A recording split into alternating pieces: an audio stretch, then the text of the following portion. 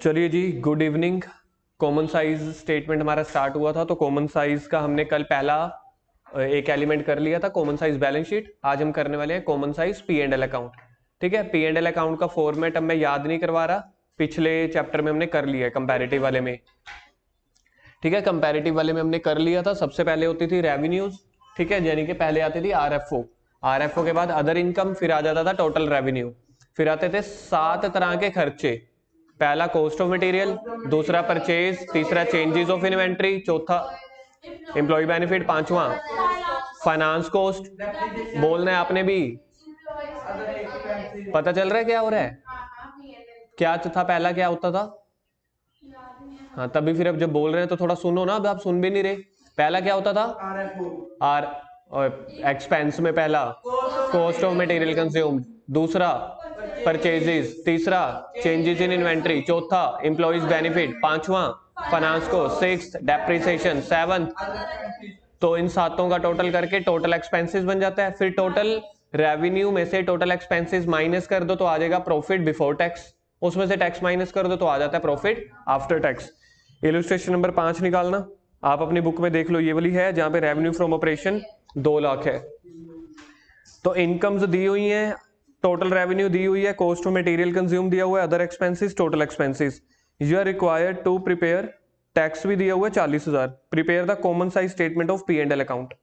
जल्दी से फॉर्मेट बनाओ।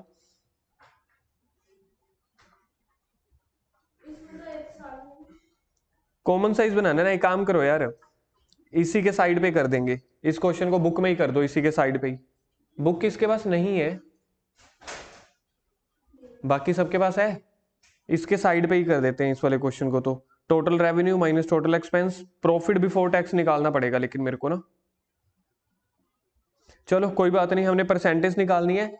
आपको मैंने पिछले पार्ट में समझाया था कि रेवेन्यू फ्रॉम ऑपरेशंस में को आपने बेस लेने, ठीक है, जितना रेवेन्यू फ्रॉम ऑपरेशन होगा, जैसे 2 लाख है तो 2 लाख को अपने बेस ले लेना है। ठीक है, अमाउंट दी हुई है, इसके बाद परसेंटेज। आपको समझ आ रहा है मैं क्या कर रहा हूँ? देखो सारा का सारा क्वेश्चन बन के दिया ही हुआ है ना, सिर्फ परसेंटेज ही तो निकालनी है। और इस क्वेश्चन में एक ही साल का डेटा गिवन है, इसलिए ज्यादा फॉर्मेट की जरूरत ही नहीं पड़ेगी। तो परसेंटेज निकाल लो। पहले की क्या निकलेगी? आरएफओ की तो 100% ही निकलेगी, क्योंकि जब आप आरएफओ को बेस मान रहे हो तो वो तो उसको ही तो आप 100% मान रहे हो। कैसे? 2 लाख डिवाइडेड बाय 2 लाख गुना 100, 2 से 2 कट गया तो बाकी बच गया 100। अगले का देखना क्या निकलेगा, 15,000 divided by 2 lakh multiply by 100। देखो जी क्या बनता है। सेकंड वाले का बताओ। नहीं नहीं नहीं, आरएफओ टोटल रेवेन्यू इसलिए नहीं आता। देखो जी, एक मेरे पास डाउट आया है कि यहाँ पे टोटल रेवेन्यू को नहीं बेस लेना, ठीक है, तो यहाँ पे टोटल रेवेन्यू को बेस नहीं लेते। ये तो हमने कल पहले स्टार्टिंग में मैंने आपको बता दिया था, आरएफओ को बेस लेते हैं। तो थोड़ा याद किया करो ना, पिछले पन्ने पलटा करो। अब इसका लॉजिक सुन लो, आरएफओ को बेस क्यों लेते हैं? क्योंकि अदर इनकम्स में ना, कोई अदर इनकम बता सकते हो कोई 5-6? वैसे तो 50 तरह की होती होंगी। एक हो गया एक्रूड इनकम, ये ठीक है। और नहीं यार, rent receive, discount receive, commission receive, sale of scrap, कुछ भी बोल लो। इतनी बैड डेट्स रिकवर, इतनी तरह की इनकम होती हैं। ठीक है, तो 15,000 अगर मैं ऐड कर देता हूं तो टोटल रेवेन्यू आ जाता है। कशिश इधर सामने स्क्रीन पे देखो, जब मैं बोल रहा हूं मेरे शब्दों की कीमत है, ध्यान ध्यान से सुनते चले जाओ, फिर आप भूल जाते हो अगले दिन। तो टोटल रेवेन्यू है 2,15,000। दिव्या का डाउट है टोटल रेवेन्यू को बेस क्यों नहीं ले रही? क्योंकि जो अदर रेवेन्यू है ना, टोटल रेवेन्यू में अदर रेवेन्यू भी जुड़ी हुई है। अब उसमें कोई इंटरेस्ट मिल रहा है, कोई कमीशन मिल रही है, उसका बिजनेस से थोड़ी लेना देना होता है। बिजनेस की सेल ऑफ गुड्स या सेल ऑफ सर्विस, बिजनेस की अपनी कमाई क्या है? आरएफओ होती है बिजनेस की अपनी कमाई। रवि बुक डिपो वाला है, वो अपनी किताबें स्टेशनरी बेच के क्या पैसा कमाता है? वो आएगा 2 लाख। ठीक है, अचानक से उसको कुछ दुकान पे मिल गया, या उसको कोई इंटरेस्ट की इनकम मिल गई, उसने किसी को लोन पे पैसे दिए, इनकम मिल गई, वो तो अदर इनकम है ना। कभी भी बिजनेस को जब हम कंपैरिजन करते हैं ना, बिजनेस का घाटा मुनाफा नुकसान देखते हैं, तो अपन आरएफओ से देखते हैं कि भाई मेरी दुकान की कितनी सेल परचेज चल रही है। तो ये मेरी दुकान की सेल होती है आरएफओ, कि हमने सामान बेच के 2 लाख रुपए कमाया। फिर मैंने किसी को लोन दिया हुआ था, उसने मेरे को इंटरेस्ट दिया, तो वो अदर इनकम हो गई। उसका दुकान से थोड़ी ना लेना देना है, वो किसी को लोन देता ना देता, 2 लाख रुपए की तो उसकी सेल हो रही है ना। इसलिए बिजनेस में सेल को बेस मान के बाकियों की परसेंटेज निकाली जाती है। इसलिए हम जो कॉमन बेस लेते हैं, आरएफओ को लेते हैं, टोटल रेवेन्यू को नहीं लेते। इसलिए आरएफओ के सामने तो टोटल 100% ही आ जाएगा। अब ये वाला बताओ 15,000 वाले का 7.5%, इसका तो आ जाएगा फिर 107.5। अब अगले वाले का कॉस्ट ऑफ मटेरियल कंज्यूम्ड का 1,10,000 divided by 2 lakh into 100, 55, 2 lakh का 55, हाँ ये आ जाएगा 55%। अगले 5,000 डिवाइडेड बाय 2 लाख गुना 100, 2 लाख का 10% होता है 20,000, ये आ जाएगा 2.5% शायद, देखना करना 2.5%। और 1,15,000 वाले का करोगे ये आ जाएगा 57.5। अब मेरे पास निकल के आ गया जी टोटल एक्सपेंस। अब मेरे को निकालना है profit before tax. Profit before tax का फॉर्मूला क्या होता है? Total income minus total expense. बोलना एक बार के लिए फिर से, टोटल इनकम की कितनी अमाउंट है देखना एक बार, 2,15,000। टोटल एक्सपेंस कितने हैं? तो प्रॉफिट कितना आ जाएगा? 1 लाख आ गया मेरे पास प्रॉफिट बिफोर टैक्स। ये वो प्रॉफिट है जब तक हमने दुकान में खुद निकाला है। अब गवर्नमेंट टैक्स मांगने आएगी, माइनस कर दो फिर टैक्स। तो कितना टैक्स है? 60,000 आपके पास क्या निकल गया? Pad, profit after tax. ठीक है, ये समझ में आया। अब इसकी परसेंटेज निकालो, कैसे निकालोगे? 1 lakh divided by 2 lakh into 100, 50%। अगले वाले की 40,000 डिवाइडेड बाय 2 लाख गुना 100, मतलब डिवाइड हमेशा आरएफओ से करना है, रेवेन्यू फ्रॉम ऑपरेशन से। बैलेंस शीट में टोटल एसेट से कर देते थे या टोटल लाइबिलिटी, वो तो एक ही बात होती है। यहाँ पे आरएफओ देखा जाए तो 2 ही बेस है, बैलेंस शीट में टोटल एसेट्स, P&L अकाउंट में आरएफओ। टोटल रेवेन्यू नहीं, आरएफओ। 40 लाख ये आ जाएगा 20%, और अगला आ जाएगा 30। बस इसी हिसाब से क्वेश्चन है। ठीक है, अब आगे कोई अच्छा सा क्वेश्चन करते हैं, ये आपको एक बार समझाने के लिए था।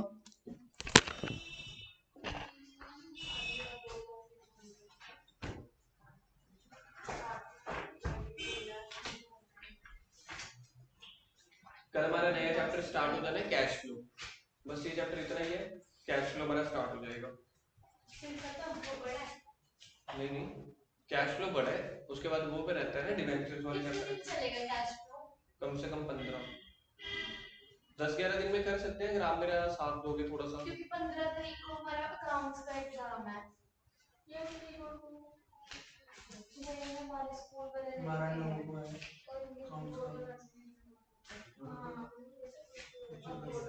कम से कम पास तो हो रहा है ना।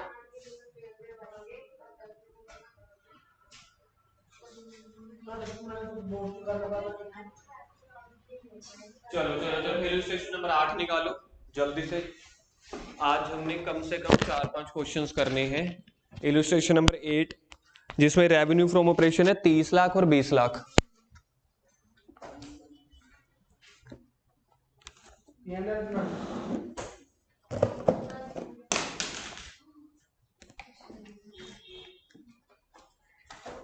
इलस्ट्रेशन नंबर 8 निकाल लो एक बार के लिए। इलस्ट्रेशन नंबर 8 देखना उसमें क्या बनाना है। From the following statement of P&L account this is prepare a common size statement. अब फिगर्स ही P&L वाली हैं तो इन्होंने लिखा है कॉमन साइज स्टेटमेंट, तो बनाओ common size profit and loss. Common size profit and loss for the year ending, ये पूरा लिखना जैसे मैं लिख रहा हूं। कॉमन साइज P&L यानी कि profit and loss for the year ending 31/3/2000। कौन कौन से है ईयर देखना, 31/3/2020 एंड 31/3/2021। कॉमन साइज का फॉर्मेट बनाएंगे।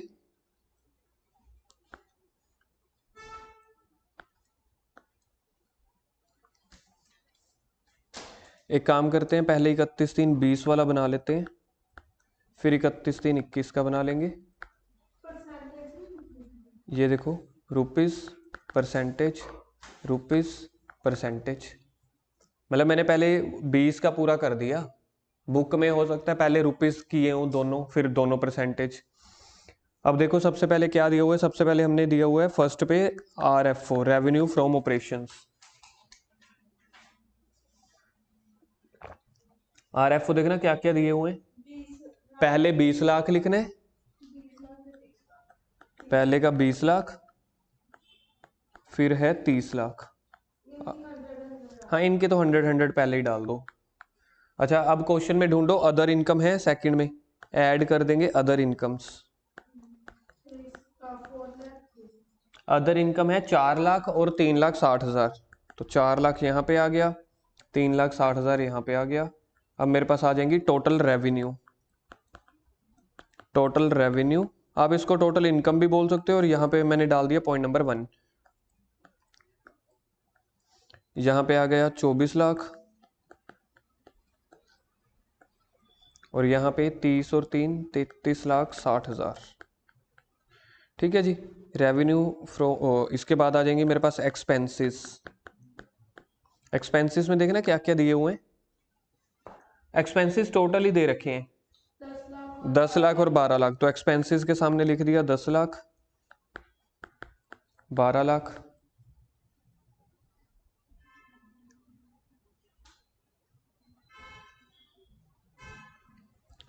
तो एक्सपेंसेस इकट्ठे दिए हुए तो सीधा एक ही बार लेस कर देंगे, तो लेस करके क्या आ जाएगा, profit before tax. Profit, sir आपने टोटल एक्सपेंस क्यों नहीं लिखा, क्योंकि एक्सपेंस और टोटल एक्सपेंस एक ही है, अब दोबारा बार बार क्या लिखना। तो प्रॉफिट बिफोर टैक्स ये वाले माइनस कर देंगे, तो प्रॉफिट बिफोर टैक्स इसको मैंने डाल दिया पॉइंट नंबर 2। तो प्रॉफिट बिफोर टैक्स कैसे निकलेगा, 1 माइनस 2। 1 कितना है, इनकम देखो कितनी है 24 लाख, 24 लाख 24 लाख में से 10 लाख गए 14 लाख। समझ आ रहा है, वैसे कुछ है नहीं, क्या ही करवा रहा हूँ, ये तो मैं बच्चों को कराऊंगा 6th क्लास वाले बच्चों को, उनको भी समझ आ जाएगा, माइनस ही कर रहे हैं। और इनकम माइनस एक्सपेंस, 33,60,000 में से 12 लाख गए 21,60,000। ये आ गया मेरे पास प्रॉफिट बिफोर टैक्स। कर क्यों रहे, उसके बाद लेस कर दो टैक्स। देखना टैक्स कितने परसेंट है, नहीं पहले 40% है फिर 50% है, पहले का 40% है, 14 लाख का 40%, 1 40 14 चौक 14 28 56 5,60,000। तो 5,60,000 पहले साल का टैक्स है, दूसरे साल का टैक्स है 50%, तो 21,60,000 का 50%, नहीं वो तो 22,60 हो जाएगा, 10,80,000 है ना, 10,80,000। तो अब मेरे पास आ जाएगा प्रॉफिट आफ्टर टैक्स, पैट। नहीं बेटा, प्रॉफिट में से टैक्स को माइनस करना है, लिखा तो हुआ है लेस, तो प्रॉफिट में से टैक्स को माइनस करेंगे तो प्रॉफिट आफ्टर टैक्स आ जाएगा। तो 14 लाख में से 5,60,000 रुपये मैंने टैक्स पे कर दिया, ठीक है, 8,40,000, और यहाँ तो वही का वही आ जाएगा, क्योंकि 50% टैक्स था ना, तो 50% टैक्स बन गया, 50% बाकी बच गया। पहले इसको नोट डाउन करो फिर परसेंटेज निकालेंगे।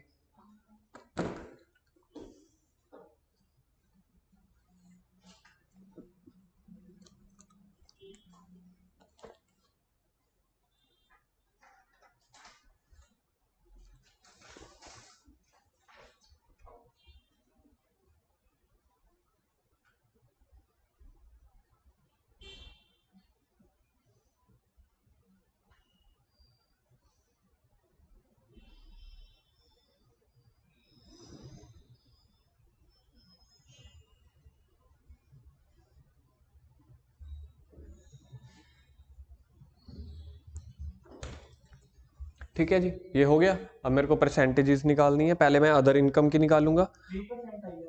अदर इनकम की कैसे निकालनी है, हमने 4 लाख 20 लाख इंटू 100, 20 लाख का हाँ 20%, ठीक है। ये इनकी तो आप ऐड ही कर सकते हो, 100 + 20 है ना, 112 120।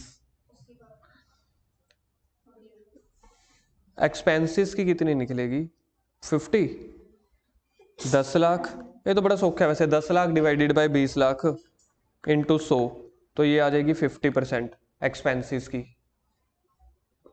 अगले की बताना प्रॉफिट बिफोर टैक्स की, 70 14 20, हाँ ठीक है 70%। अगले की मुश्किल निकलेगी, 5,60,000 डिवाइडेड बाई कितना चल रहा था, डिवाइडेड बाई 20 लाख चल रहा था ना। RFO इंटू 100, 2020 1 2 3 4 1 2 3 4 28, नेक्स्ट की निकल रही है 28 और इसकी निकल जाएगी 42। हाँ बात तो आप सही बोल रहे हो, 70 माइनस 28 कर दो तो 42 बच गई। ठीक है जी, पहले साल का समझ आ गया कशिश। सेकंड ईयर में देख लेते हैं। सेकंड ईयर में याद रखना RFO अलग है, कहीं उसको भी 20 लाख से करते रहो। सेकंड ईयर का RFO मेरे पास है बेटा 30 लाख। तो पहले का 100 हो गया, अगले का 3,60,000।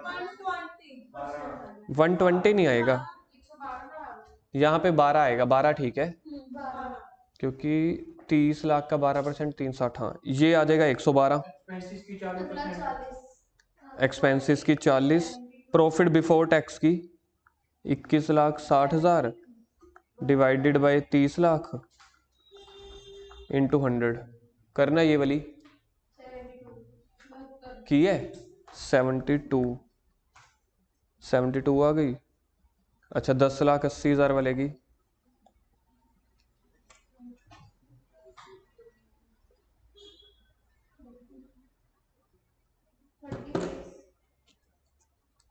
36, बाकी तो 36 ही बच जाएगा, ये दोनों तो बराबर ही है ना आपस में।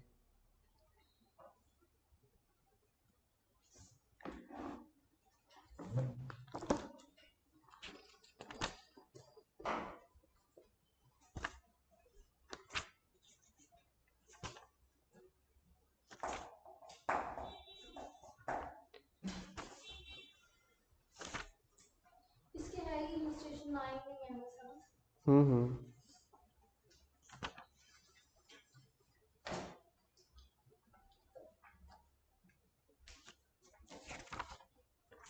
इलस्ट्रेशन नंबर 6 पे आना, जहाँ पे रेवेन्यू फ्रॉम ऑपरेशन 25 लाख और 20 लाख है। या मेरे को ना क्वेश्चन देखने दो, कोई क्वेश्चन मुश्किल वाले ढूंढता हूँ ये तो मैं ना। 25 लाख और 20 लाख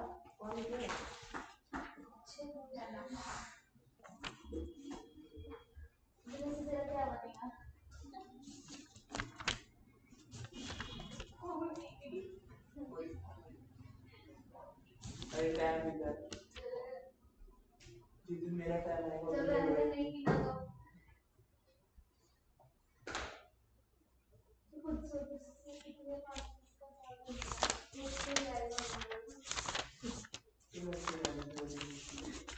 चलो नंबर 6 निकालो। नंबर 6 RFO जिसमें दिया हुआ है 25 लाख और 20 लाख। करेंगे हम। हाँ मैं भी साथ साथ ही करूंगा। इलस्ट्रेशन नंबर 6 जिसमें 25 लाख और 20 लाख है। Common size P&L account for the year ending. Year बोलना क्या क्या गिवन है फॉर द ईयर एंडिंग। 17, 18, साथ में 31 दिन 17, 31 दिन 18। ओके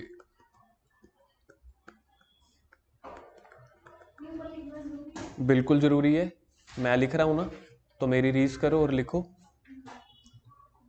अभी तो मैंने P&L लिखा है, पेपर में तो आपको प्रॉफिट एंड लॉस लिखना है पूरा। इस क्वेश्चन में मैं थोड़ा सा पिछले वाले क्वेश्चन से मुकर रहा हूं। पहले अब मैं दोनों रुपीज लिखूंगा, फिर दोनों परसेंटेज। मतलब एक चीज पे मैं आपको ना वो नहीं करवाना चाहता, अभी हमें तो ये आदत पड़ गई। ठीक है, तो दोनों ऑप्शंस खुले होने चाहिए हमेशा। तो यहाँ पे देखो मैं लिख रहा हूँ जी रुपीज, यहाँ पे लिख रहा हूँ मैं परसेंटेज। पहले मैंने यहाँ पे ईयर्स लिखे थे, जहाँ पे अभी मैंने रुपीज परसेंटेज लिखे हैं। अब रुपीज 31 3 17 के, 31 3 18 के।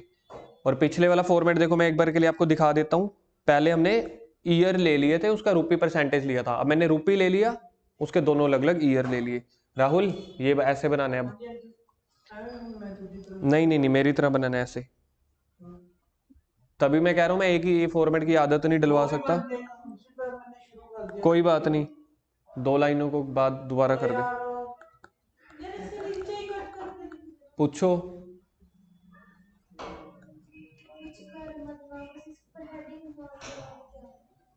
इससे लाइन ने तो 4 की 4 ही हैं, कैसे समझाए भाई साहब। चलो चलो चलो करो चलो सबसे पहले क्या लिखना है देखना, RFO, revenue from operations. Revenue from operations, RFO paper में लिखना अलाउड नहीं होगा, ठीक है, आपको पहले याद करा रहा हूँ, पेपर में पूरा लिख के आना है, कोई शॉर्ट फॉर्म नहीं चलेगी। रेवेन्यू फ्रॉम ऑपरेशंस 20 लाख और 25 लाख, अब मैं इकट्ठे ही कर रहा हूँ, 20 लाख इधर 25 लाख इधर। अब ढूंढो जी अदर इनकम है क्वेश्चन में, सेकंड नंबर पे अदर इनकम कितनी है, 1 लाख और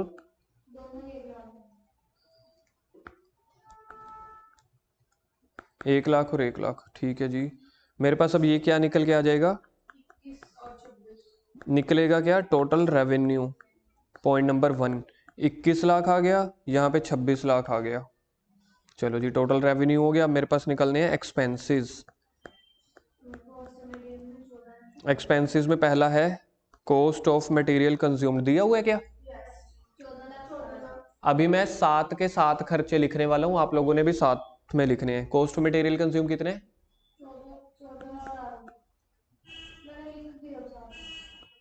ओके कोई बात नहीं, कॉस्ट ऑफ मटेरियल। दूसरा खर्चा क्या होता है याद कराना, purchases of stock in trade, purchase, ये लो, नहीं है तो ऐसे, मेरे को फॉर्मेट भी तो याद करवाने हैं ना साथ साथ, तभी याद हो सकते हैं। Purchase of stock in trade. Third होता था चेंजेस, मैं चेंजेस को भी ऐसे डाल रहा हूँ, चेंजेस इन इन्वेंट्री, 3 चीजों की of, stock in trade, WIP and finish goods. Changes in inventory है क्वेश्चन में, नहीं है। चौथा एम्प्लॉइज बेनिफिट होता था, सोचना, एम्प्लॉइज बेनिफिट एक्सपेंसेस है ये कि ये भी नहीं है, अच्छा पांचवा फाइनेंस कॉस्ट ये है, शुक्र है कुछ तो है। फाइनेंस कॉस्ट कितनी है, 1,60,000 देख के बोल रहे हो ना, पहले मेरे को 1,60 लिखने है ना, फाइनेंस कॉस्ट 1,60,000 और 2 लाख। डेप्रिसिएशन है, 6वां होता है डेप्रिसिएशन, 7वां होता है अदर एक्सपेंसेस। अदर एक्सपेंसेस हैं 1,40,000 एंड 1 लाख। अब आ जाएंगे पहले टोटल एक्सपेंसेस। टोटल एक्सपेंसेस देखिए कितने हैं, 14 लाख का, 15 लाख, 16, 17 लाख आ रहे हैं, देखना टोटल एक्सपेंसेस 17 लाख आए हैं, 17 लाख। और दूसरे वाले के 17 और 2 19 और 1 20 लाख।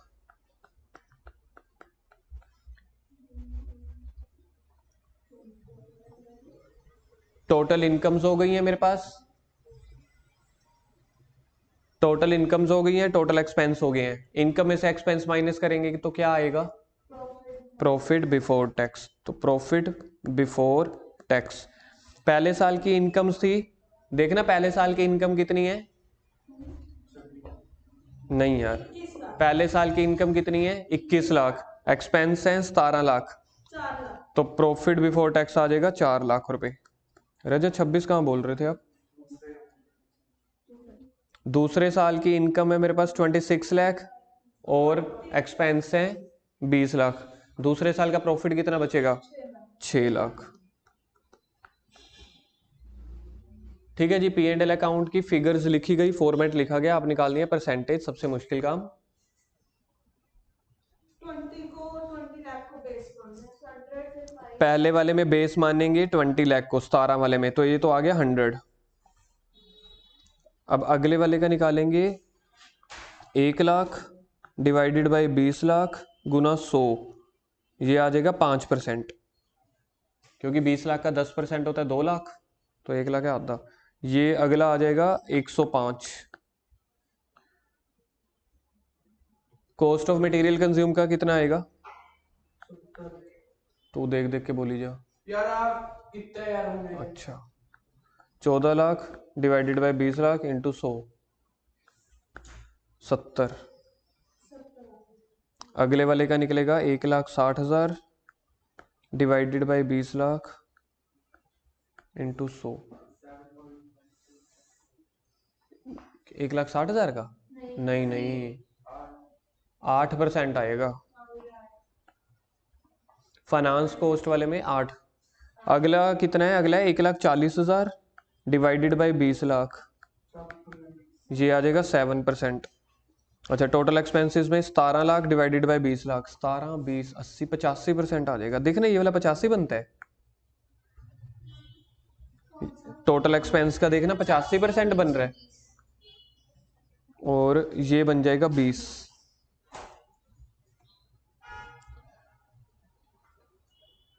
आ गया समझ में? उसके बाद अगले वाले का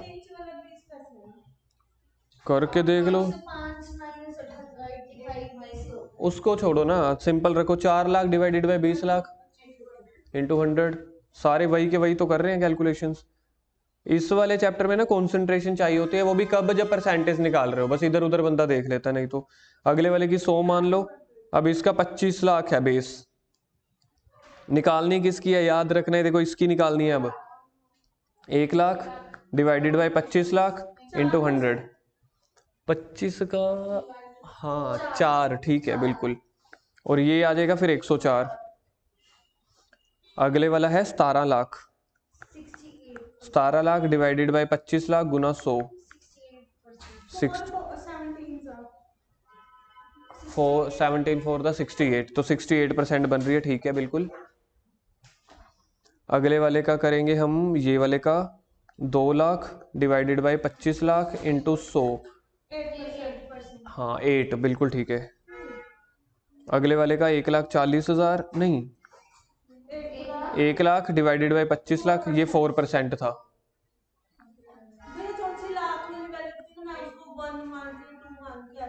हाँ बिल्कुल ठीक है। उसके बाद है 20 लाख डिवाइडेड बाई 25 लाख, ये तो आ जाएगा 80%। और फिर 6 लाख डिवाइडेड बाई 25 लाख,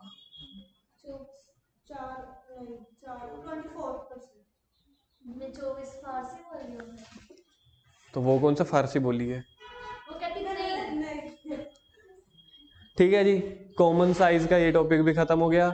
अब इसके साथ एक रहता होता है हमारा ट्रेंड एनालिसिस का एक क्वेश्चन, वो पेपर में बड़ा कम आता है, तो ये चैप्टर भी आपका समाप्त है। लेकिन ट्रेंड एनालिसिस का एक क्वेश्चन हम करेंगे।